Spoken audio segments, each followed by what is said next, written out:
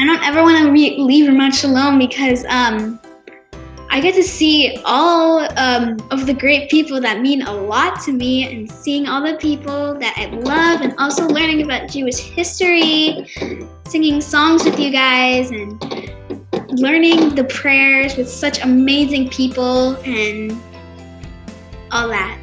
And my favorite thing to learn about at Ramat Shalom is about the holidays. Me too. My favorite holidays, Passover, because we eat matzah. Rosh Hashanah and Hanukkah. Me too. Those are my other ones. Sweet as honey, sweet as honey, sweet as honey on our tongues. Friday night services was very fun and entertaining. It was also very educational. They helped me at Torah school because I'm blind. They brailled my textbooks. We came to Ramat Shalom a couple years ago when my brother was about to become a bar mitzvah, and now it's like a little home. I've been going to the synagogue since preschool, and then I went there for Torah school. Now I'm going to go for ISER. I watched both of my brothers do their bar mitzvahs, and I even did mine there. Through the time I've been in Ramat Shalom, it's really felt inclusive and welcoming because of all the things that you've done with the preschoolers, the seniors, and you just kind of brought all age groups together. And every time I'm on the Shabbat services, I always see how welcoming and how nice the people are in the chat. They're always commenting. They're always there. They're ready to answer a question that you guys bring out or join a conversation at the meetings that you guys have. So it just really feels welcoming and inclusive, especially with all the things you do with them. So my bat mitzvah was at Ramat Shalom. I was Rabbi Andrew's first bat mitzvah. My mom has been working at Ramat Shalom as a preschool teacher for 21 years. She started in the year 2000. I feel really old saying that. And I was in 6th grade. And ever since then, Ramat Shalom has really been my family. I worked there over the summer in middle school and high school as a CIT. And after I went to college and law school, I met my husband, Adam. So, of course, Rabbi Andrew officiated our wedding. And then when our daughter Mia was born, she's 2 now, of course her baby naming was at Ramat Shalom. And now she goes to Ramat Shalom preschool. She's in the 2-year-old class, and her classroom right now is the actual classroom that I used to work in when I was the CIT. So it's a real full circle moment for me, and it's just really nice that we have that connection, that Ramat's somewhere where I grew up, and now that's where my daughter's growing up too. So. I've been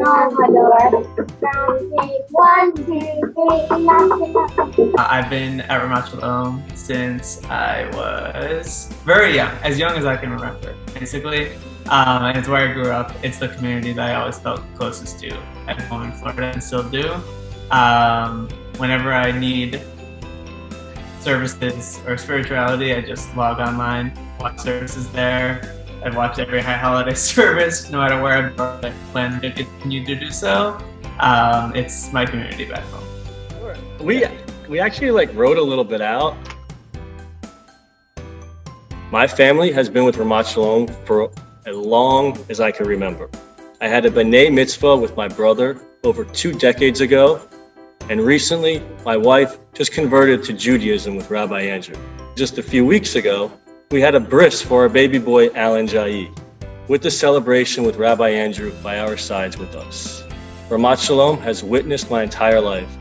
Ramat Shalom is not just a place where I send out prayers and receive blessings, but also a place that I call that is home to me, my family, and my friends. Now that I am a father, I look forward to bringing my child to Ramat Shalom and to let him know where his parents are from and where they came from. To pass the sense of home to him and to let him learn and understand more about who he is and where he comes from.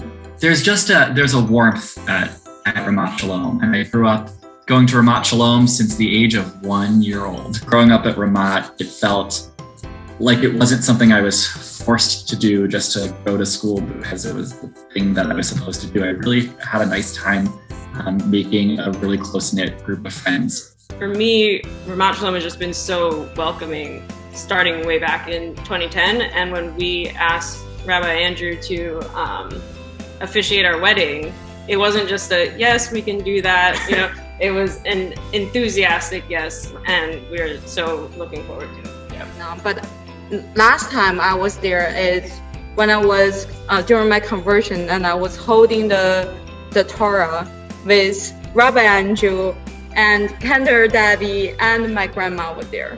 So, and it was our grandfather's Yorkshire. So it was a very special occasion, a very special day for me. And now I look forward is I want to bring this little guy to join our services and to teach him about Judaism and to let him know who he is, especially when he has a Chinese mother who converted to Judaism. And it's lovely to see that I have, through these kids, it's lovely to see that I actually pass, Judaism has passed their culture and their spirit to next generation and to the generations even after him. And I really, really enjoyed continuing on as a teenager in our youth group, which felt a little bit more like a mature form of Judaism. I felt like we were allowed to explore bigger questions in Judaism. Not only do I have the amazing experiences of attending services and having gone to Torah school here, but I also am a part of iServe, and that is our youth Jewish group here. And there's a lot of amazing opportunities I've had with all of those people. I've been a member at Ramat Shalom ever since I was in 3rd grade. And ever since, it's really just been a home to me. Whether it was high holidays or going to Sunday school, Wednesday nights were a lot of fun. And then in high school, I got involved with and led the iServe teen program, which was an amazing experience in which we traveled and completed various service projects in either Broward County or on our trips, and it was just surreal to be able to help out those in the Jewish community and outside the Jewish community. When I got to college, I knew that I wanted to continue being involved in a Jewish community. I was at the University of Pennsylvania, got involved in Hillel and the Jewish student life, and I got to really grow my Judaism even more because of the foundation that was laid for me at Ramat Shalom. I've met my professional mentor at Ramat Shalom. I had one of my first jobs in law school, and I was a law clerk, someone that's a congregant at Ramat Shalom. So what I loved at Ramat Shalom is spending time with you and having fun with my friends. Especially the cooking. I cooked a Jewish star cookie. I loved it. Didn't even finish it. I came out when I was in college, and I met a wonderful man who I'm still dating to this day, 11 years later. We had a lot of really important conversations about religion. I always grew up in a welcoming community. Going to Ramat Shalom, there were lots of gay and lesbian people that I could see in the community, and I knew it was a safe place to be me. The lockdown is when you go to the synagogue and you're staying overnight. You do fun things. Most people do all-nighters. Some people either sleep, but I don't think people are gonna sleep though in our case because we are loud. We are very much loud. You can probably hear us all the way down from the hallway. That's guaranteed. We're probably gonna drive Kendra Debbie insane that night, and there's no sleep at all. Actually, just thinking about this the other day, I was talking to my mom. I think we've been members at Ramat since 2006 when I was in 2nd or 3rd grade, and me and my sister started attending Hebrew school there. Eventually we got bat mitzvahed by Rabbi Andrew and Cantor Natalie, and then we continued our Jewish education at Ramat all the way through our senior year of high school. And I've worked at the Early Childhood Center there. I've done BBYO there. I've Hebrew school was always fun. We had great times going every Wednesday and Sunday, and my friends and I, we still think back about some of our best memories and funniest stories were at Hebrew school. I think everything always comes back to our Jewish connection there, and I mean, I'm still friends with all of the kids we went to Hebrew school with, and I think that's so special because even though we've all moved on and evolved and live in different cities, states, and countries, we all still, we're active on Facebook together, and we still have group chats, and I think being at Ramat Shalom was something that we all have in common and something that we talk about all the time. And I felt so welcome at Ramat Shalom and have enjoyed celebrating the Jewish holidays. We're going to have Rosh Hashanah dinner even though we're out here, not at home. I make my mom chicken soup for the first time. Right. Yeah. I think it's like a real testament to, the Hebrew school that he went. Like the experience he had as a child was completely positive. As opposed to what other people in our generation have experienced, where there can be some bigotry involved in, it gets mingled in with religion. So yeah, I think it's a real testament to Ramat Shalom how positive Brendan's experience has been.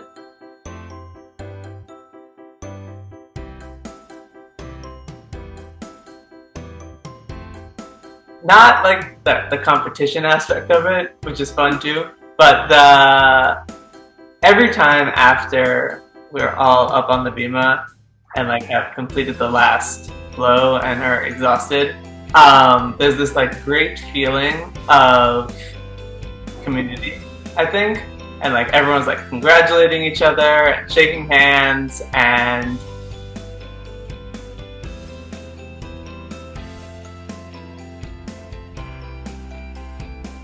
seeing you blow shofar made me feel like I was home at services. That was a really strong, nice moment to me, and hearing that from her made me feel like I was home also. It was that tradition kind of moved with me. I never lost. I was never not part of it, I think that what Rabbi Andrew and Cantor Debbie have really taught me throughout the years is just being proud to be Jewish. Every sermon that I hear from Rabbi Andrew just always makes me proud, and carrying that into college, especially in a time where we see a lot on the news and social media, where a lot of anti-Israel, anti-Jewish, anti-Semitic messages that are spread around. Just to be proud of who I am and know that we have a strong community that regardless of what is said, what is done, what has happened in the past, that we all stick together and are always proud to call ourselves Jewish. I had such a positive experience because of all of you, and I find it very important that others have the same experience. And I don't think that's possible unless the community is strong. Not only is it the rabbi and the cantor, and everyone teaches Hebrew school, but it's every week when I went to services, I saw the same people. I saw people who I knew, people who I felt comfortable with. Every night after services, I would eat cookies and talk to people, and we were always among the last ones to leave because it was we were there with friends and people who I felt close to. When there were rough patches in life, it was where I wanted to be to feel better. And no one part of that would be as positive or possible without all the parts of it working together. I think the only way that you have that experience is that the whole community is strong and engaged and feels like it's worth their while, and that they're getting as much as they're giving, basically, which I definitely feel. But I think that's really important that the whole community remains strong like that, or else I don't know that other people will be able to have the same experience that I did. We of course learn about all of the horrors that our people have faced throughout history, and that has not ended. It is an ongoing crisis that we face as a Jewish people. But there's something so rewarding about being surrounded by people who genuinely care about you just from knowing your name. You can walk in and just feel that love and support all together in that one big room of services, or in iServe, or just seeing your rabbi and cantor. And that is what it means to be Jewish, is to have that support and family with you. And that's why the Jewish people are so strong, is because that is our reward. No matter what horrors we face, we are resilient and strong, and by coming together in the way that we do through all of these groups, that is how our legacy continues. My dad passed away. You guys were there for us, me and Jamie and my mom, so much, and even though it was rough, I think that our bond with Ramat Shalom and the whole community there, it showed how powerful it is being a part of such a loving, caring community of people who just want to take care of you and who want to help you through really difficult times. So I think whether something good is happening or something bad is happening, I think one commonality of Ramat Shalom is that they're there for you through it all. It would be cool to say we look forward to Mia having her bat mitzvah and having you guys officiate the wedding one day. I mean, I met all my best friends at Ramat. And look at this. This is the hope that holds us together. Antigua, hope that lasts forever. This is the hope that holds us together. Antigua, the hope is still real. Cantor and Jen Polito and Rabbi all asked me if I would be interested in coming back to Ramat Shalom as a youth advisor, and I was more than excited to say yes to that, not only because the kids there mean so much to me. My passion for working with kids and education really started at Ramat Shalom when I was working there over the summer, and I mean, it led me down the path I was to get my undergraduate, my bachelor's, my master's, and now I'm going back for my PhD in hopefully a year. Now as a youth advisor, I think that, allowing these kids to be in a fun environment where they can not only bond with each other, but having, an influence of working with other people in the community is something that is so special and something that I hope to foster within all of those kids, because I was involved in T3 and the continuing education with Hillary Tesher, and all of that not only just shaped my Jewish identity, but I think just who I am as a person. So I hope to reciprocate that for those kids as well. We love Ramat Shalom.